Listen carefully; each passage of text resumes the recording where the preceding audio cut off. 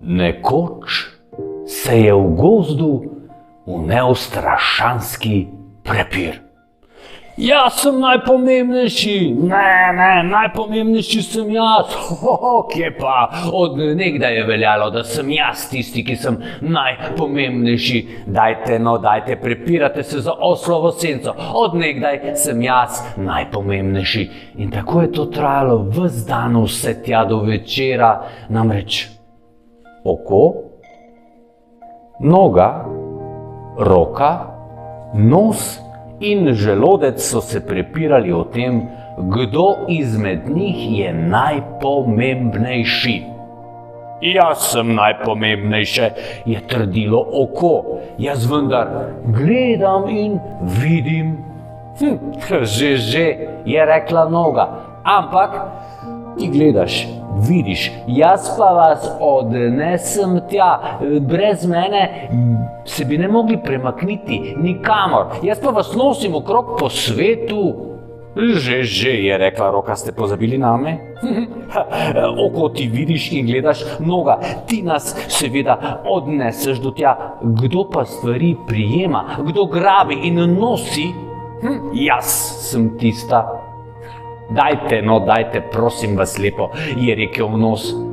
Jaz sem tisti, ki sem najpomembnejši. Jaz vam vendar povem, če kakšna stvar diši ali smrdi. Ja, bo držalo, je rekel želodec. Ampak kdo pa je tisti, ki vas hrani?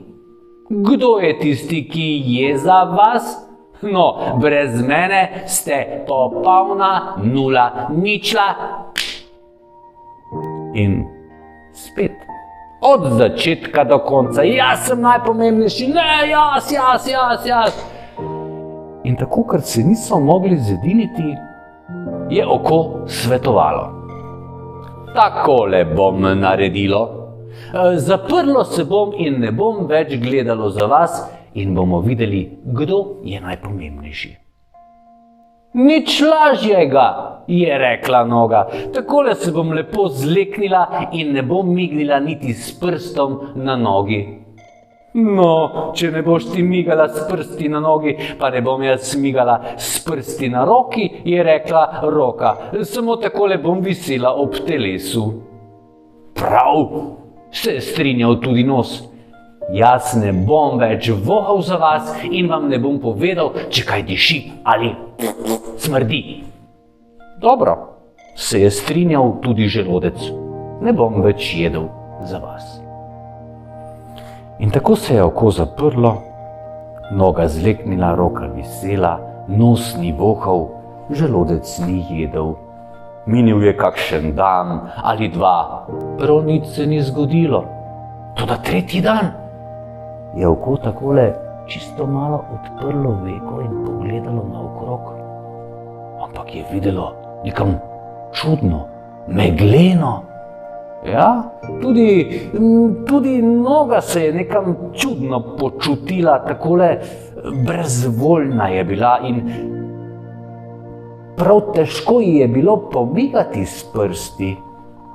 Roka tudi. Takole visela je ohlapno in bila je popolnoma brez moči, še popraskati se ni mogla.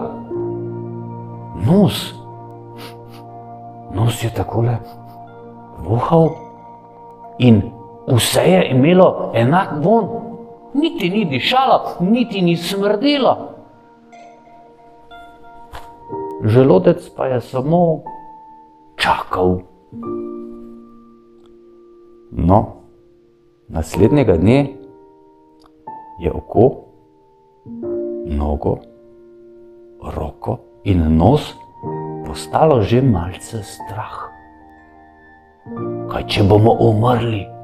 Ja, če ne bo želodec nič jedel za nas, bomo zagotovo umrli. Dajmo mu reči, naj je. In res, oko, nos, roka in noga so se sklonili k želodcu in mu rekli: Želodec, pojej prosim nekaj za nas, umrli bomo od lakote. In želodec je rekel: No, torej, le priznate, da sem jaz tisti, ki je najpomembnejši. Seveda, seveda, ti si najpomembnejši, zdaj pa le nekaj hitro pojej. In želodec je začel jesti. Oko je spet videlo bistro. Noga je bila poskočna in roka je lahko spet migala. Tudi nos je zavonjal cvetlice in pravkar se je tam v bližini pokakal en kuža. Ja, tako so morale stvari le priznati, da je želodec tisti, ki je najpomembnejši.